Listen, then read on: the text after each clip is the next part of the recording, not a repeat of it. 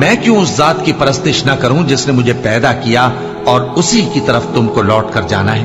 क्या मैं उसको छोड़कर औरों को माबूद बनाऊं कि अगर रहमान मुझे नुकसान पहुंचाना चाहे तो उनकी सिफारिश मुझे कुछ भी फायदा न दे सके और न वो मुझे छुड़ा ही सके?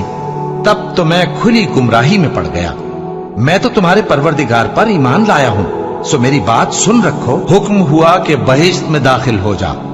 बोला काश मेरी कौम को पता चल जाए कि मेरे रब ने मुझे बख्श दिया और मुझे इज्जत वालों में शामिल किया, और हमने उसके बाद उसकी कौम पर कोई लश्कर नहीं उतारा और न हम उतारने वाले थे।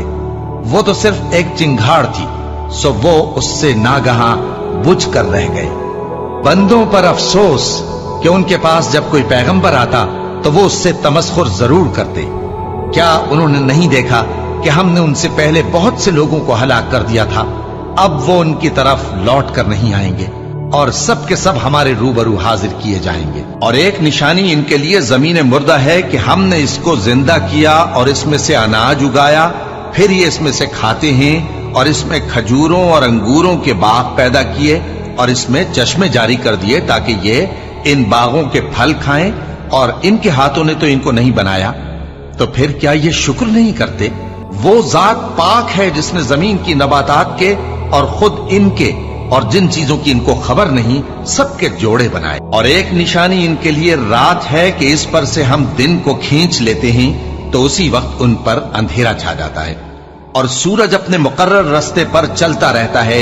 ये उस गालिब व दाना का मुकर्रर किया हुआ अंदाजा है। और चांद की भी हमने मंजिलें मुकर्रर कर दी, यहां तक के घटते घटते खजूर की पुरानी शाख की तरह हो जाता है। न तो सूरज ही से यह हो सकता है कि चांद को जा पकड़े, और न रात ही दिन से पहले आ सकती है, और सब अपने अपने मदार में तैर रहे हैं। और एक निशानी इनके लिए यह है कि हमने इनकी औलाद को भरी हुई कश्ती में सवार किया और इनके लिए वैसी ही और चीजें पैदा की जिन पर ये सवार होते हैं। और अगर हम चाहें तो इनको गर्क कर दें, फिर न तो इनका कोई फरियाद रस हो और न इनको रिहाई मिले, मगर ये हमारी रहमत और एक मुद्दत तक के फायदे हैं। और जब इनसे कहा जाता है कि जो तुम्हारे आगे और जो तुम्हारे पीछे है उससे डरो ताकि तुम पर रहम किया जाए, और इनके पास इनके परवरदिगार की तरफ से कोई निशानी नहीं आती मगर उससे मुंह फेर लेते हैं। और जब इनसे कहा जाता है कि जो रिस्क अल्लाह ने तुमको दिया है उसमें से खर्च करो, तो काफिर मोमिनों के मुताल्लिक कहते हैं कि भला हम उन लोगों को खाना खिलाएं जिनको अगर अल्लाह चाहता तो खुद खिला देता, तुम तो खुली गुमराही में हो। और कहते हैं अगर तुम सच कहते हो तो बताओ ये वादा कब पूरा होगा? ये तो एक चिंगाड़ ही के मुंतजिर हैं जो इनको इस हाल में कि बाहम झगड़ रहे होंगे आ पकड़ेगी। फिर न तो ये वसीयत ही कर सकेंगे और न अपने घर वालों में वापस जा सकेंगे। और जिस वक्त सूर फूंका जाएगा ये कब्रों से निकलकर अपने परवरदिगार की तरफ दौड़ पड़ेंगे, कहेंगे हाय बर्बादी, हमें हमारी ख्वाबगाहों से किसने जगा उठाया। ये वही तो है जिसका रहमान ने वादा किया था और पैगंबरों ने सच कहा था।